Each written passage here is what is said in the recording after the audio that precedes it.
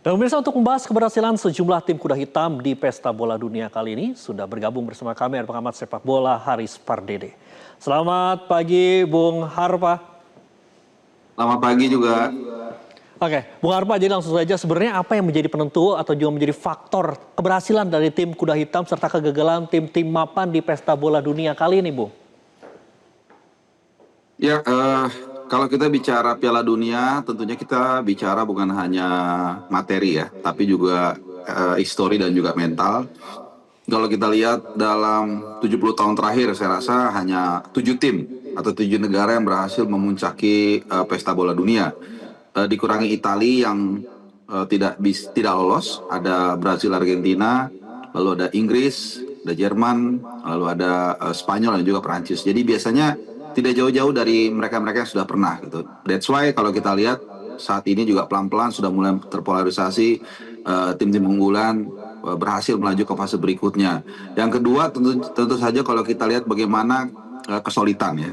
Banyak tim, banyak negara yang lolos ke Pesta Bola Dunia kali ini memang cukup berprospek ya, tapi kita lihat banyak masalah yang mengikuti.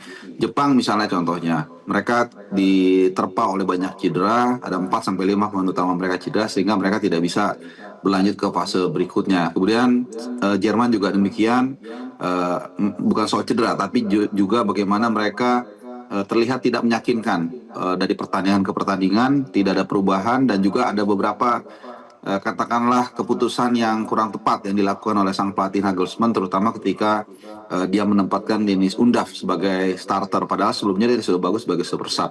Dan sekarang sudah mulai mengkerucut ya, walaupun masih tetap ada beberapa katakanlah tim yang kuda hitam atau tim yang tadinya tidak diduga bisa melaju itu tetap bisa melenggang ke babak 16 besar, diantaranya tentu saja Paraguay yang mengalahkan Jerman. Tapi sisanya kita lihat adalah tim-tim yang memang sudah langganan sebesar ini seperti Brazil, lalu Inggris, ini beberapa tim yang sudah memesan tiket ke 16 besar, termasuk juga Prancis ya yang akan bertemu Paraguay di babak 16 besar nanti. Bung Harpa, apakah ini juga menjadi sinyal juga bahwa tim-tim kuda hitam ini bisa dibilang semakin mendekati tim-tim mapan di posisi FIFA kalau yang ranking-ranking lebih tinggi begitu, Bung? Kalau untuk awal-awal mungkin saja ya, Bung. Tapi kalau untuk nanti semakin mendekati babak 16 besar, 8 besar, semifinal dan final, biasanya itu yang saya katakan tidak akan berbeda jauh dari tim-tim yang sudah kita kenal. Mungkin hanya ada 1-2 tim yang akan bisa melaju ke fase yang lebih jauh. Kalau kita flashback ke tahun 2022, tadi juga tim redaksi sudah memaparkan juga.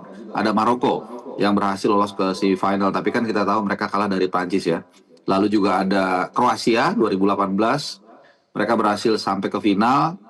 2014 ya kita tahu finalisnya adalah Jerman dan Argentina. Jadi biasanya nggak terlalu beda, nggak jauh-jauh dari tim-tim tradisional gitu. Tapi yang pasti buat tiap negara, buat tiap tim itu kan parameternya beda-beda ya. Buat Cape Verde misalnya, mungkin hanya bisa meraih 1 poin di grup sudah syukur, tapi ternyata mereka bahkan melebihi ekspektasi, dapat 3 poin kemudian lolos ke fase berikutnya. Buat tim seperti Qatar mungkin yang pertama kali lolos dengan kualifikasi hanya mendapatkan 1 poin, mungkin itu sudah bagus. Jadi semua tergantung tergantung kemampuan negaranya masing-masing, tergantung juga sejarahnya masing-masing. Tidak semua juga tentunya mereka akan bisa melangkah jauh, mengingat memang keterbatasan dari materi dan juga kekuatan timnya.